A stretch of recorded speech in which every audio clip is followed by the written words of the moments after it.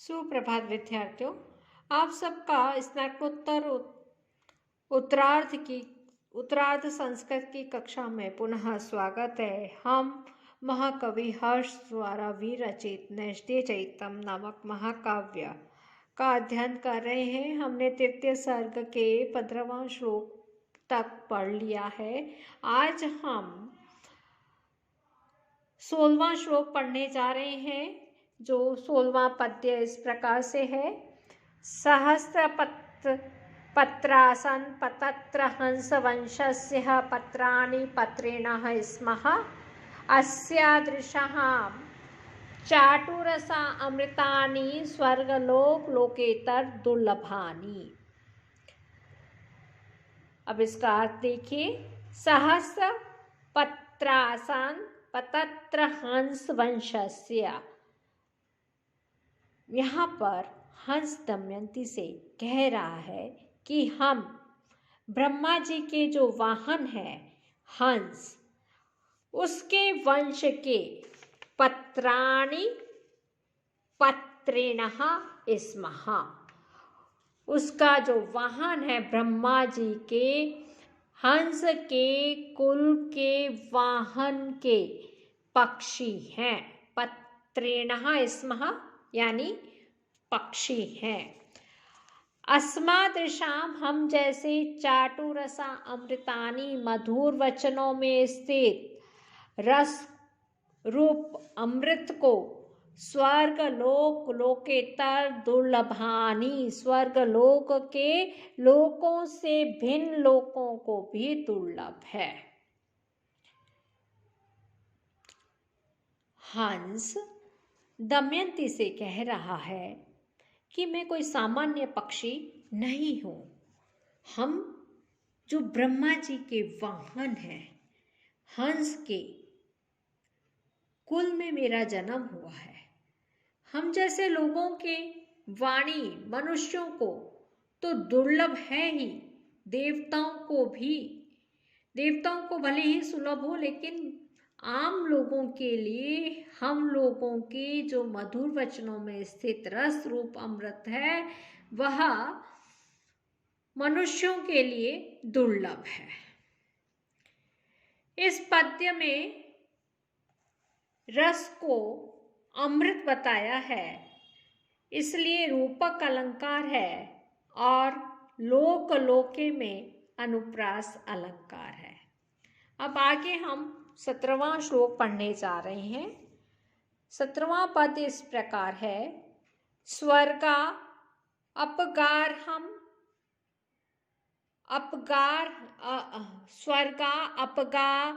हेम मृणालिनी नाम नाला मृणा अला अग्रभुजौ भजामः अन्नानुरूपाम तन्रूपरिद्धिं कार्यं निदानाद्धिं गुणानधीते। सबसे पहला जो हम अर्थ करने जाएंगे, स्वर्गा अपगाहे मृणालिनी नाम।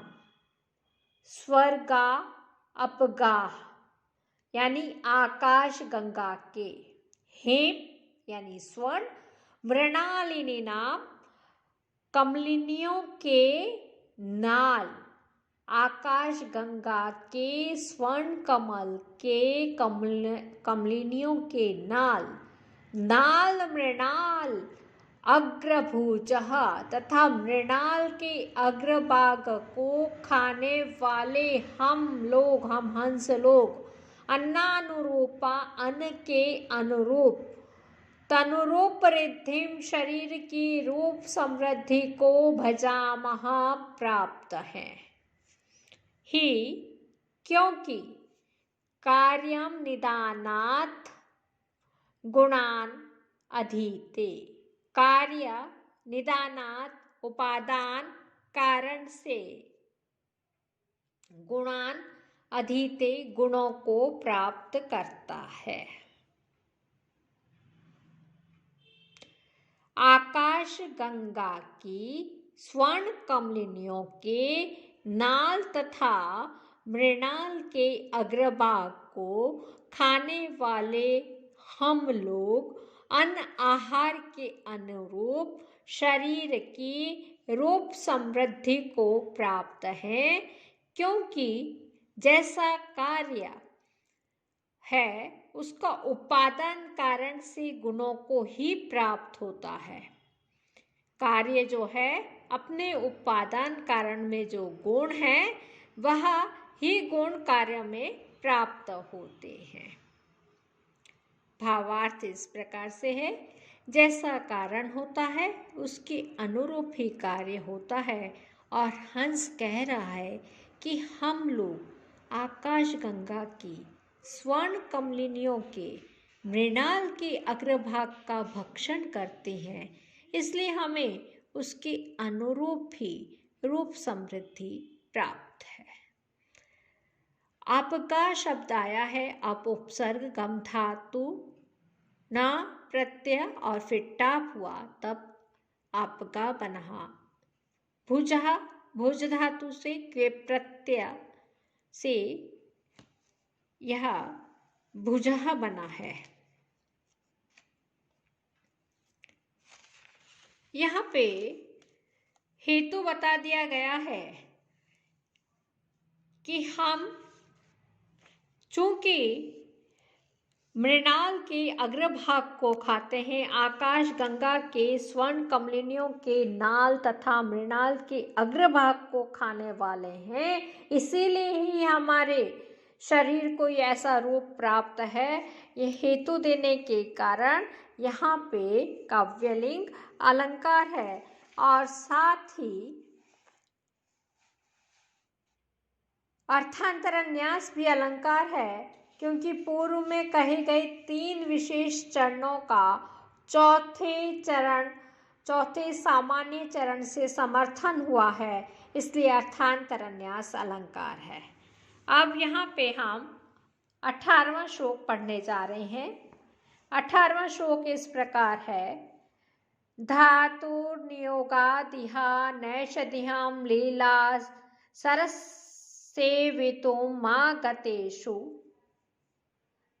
हेमेषु हंसेष्वहमेक एव भ्रमामि भूलोक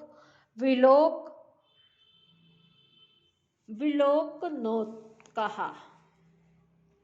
यहाँ पे दमयंती को हंस कह रहा है कि ब्रह्मा के आदेश से आकर हम भूलोक में, मैं जो है भूलोक में विचरण कर रहा हूँ। ब्रह्मा जी का आदेश था, इसलिए मैं भूलोक में विचरण कर रहा हूँ। विधे नियोगात, विधि के नियोग से, ब्रह्मा जी की आज्ञा से। इहा, यहाँ पे इस धरती पर, नैषधियम नल के, लीला सरहा क्रीडा सरोवर का सेवन करने के लिए आगतेषु आए हुए, हेमेषु स्वर्ण के हंसों में, अहम एक एव मैं अकेला ही, भूलोक विलोकनोत्कः सन पृथ्वी लोक को देखने के लिए उत्कंठित हुआ हूँ और भ्रमामि घूमता हूँ।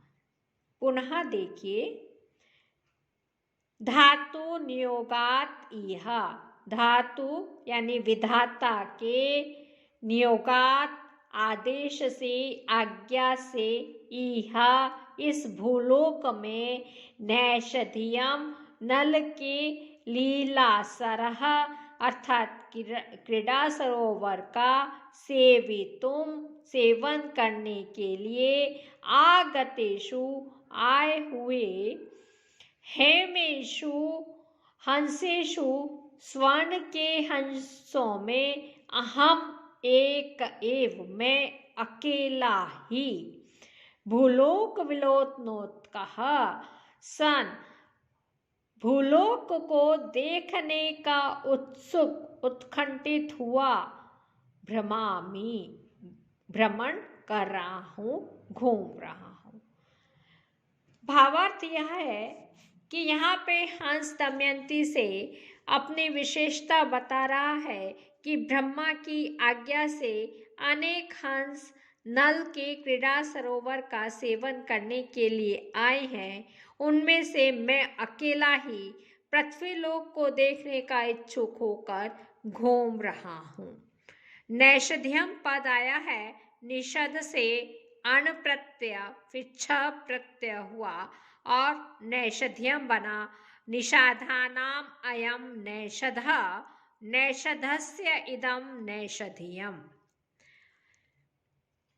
भ्रमामि भ्रम धातु लट लकार में प्रत्यय, हेमेशु हेमंत पद है, अण हुआ और सुप यानी सप्तमी विभक्ति बहुवचन में सुप्रत्यय लगता है, हेमेशु बन गया। यहाँ पे पृथ्वी पर आने तथा भ्रमण का कारण हंस ने बताया है, इसलिए यहाँ पे काव्यलिंग अलंकार है। अब आगे 19वां श्लोक हम पढ़ने जा रहे हैं। विधे कदाचित, विधे कदाचित भ्रमणी विलासे क्षमातुरेभ्य तुरेभ्य स्वमहत्तरेभ्य स्कंदस्य विश्रांति मदाम तदादि क्षाम्यामि न विश्रम विश्वगो अपि। कदाचित यानी किसी समय, ब्रह्मा विधे अर्थात ब्रह्मा के, भ्रमणी भ्रमण के विलास में, श्रमातुरे भ्य परिश्रम से थके हुए, स्वमहत्तरेभ्य अपने पूर्वजों को, स्कंदस्य कंधे का, विश्रांतिम विश्राम अदामा दिया था, तदादि तब से लेकर, अविश्रम विश्वगः निरंतर विश्व भ्रमण करने पर भी, न शाम्यामि मैं नहीं थकता हूँ। यहाँ पे हंस यह कह रहा है कि मैं पूर्वजों के आशीर्वाद के कारण भ्रमण करने पर नहीं थकता हूँ, और उसका उन्होंने न थकने का भी हेतु बताया है। वह हंस कह रहा है किसी समय ब्रह्मा क्रीड़ा हेतु घूमने निकले और उनके घूमते समय मेरे जो पूर्वज थक गए थे उनको मैंने कंधे का सहारा देकर विश्राम दिया था। उनके आशीर्वाद का ही यह फल है कि मैं निरंतर विश्व भ्रमण करते हुए भी मैं थकता नहीं हूँ। पुनः अर्थ देखिए, विधे कदाचित, कदाचित विधे किसी समय ब्रह्मा के, भ्रमणी विलासे भ्रमण के विलास में, क्षमा आतुरेभ्य श्रम से थके हुए, स्वमहत्तरेभ्य अपने पूर्वजों को, स्कंदस्य विश्रांतिम अदामा मैंने कंधे का सहारा दिया था, विश्राम दिया था, तदादि तब से लेकर, अविश्रम विश्वगः निरंतर विश्व भ्रमण करने पर भी, अपि अर्थात भी, न शाम्यामि मैं नहीं थकता हूँ। हंस ने यहाँ पर नहीं थकने का कारण बतलाया है, इसलिए यहाँ पर काव्यलिंग अलंकार है। विश्वगः पद आया है, विश्व पद से गम धातु न प्रत्यय से विश्वगः बना। भ्रमणी पद आया है, भ्रम धातु से ल्युट प्रत्यय फिर निप होने पर भ्रमणी बनता है। विश्रांतिम वि उपसर्ग श्रम पद 3 प्रत्यय से विश्रांति बना। अदाम पद आया है, अदाम में लुंग लकार है, दा धातु लुंग लकार।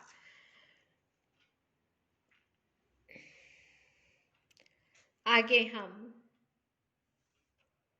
आज यहीं पे समाप्त करते हैं। 19 श्लोक हो गए, कल 20वां पढ़ेंगे। आप सबने पुस्तक लेके आ गए होंगे।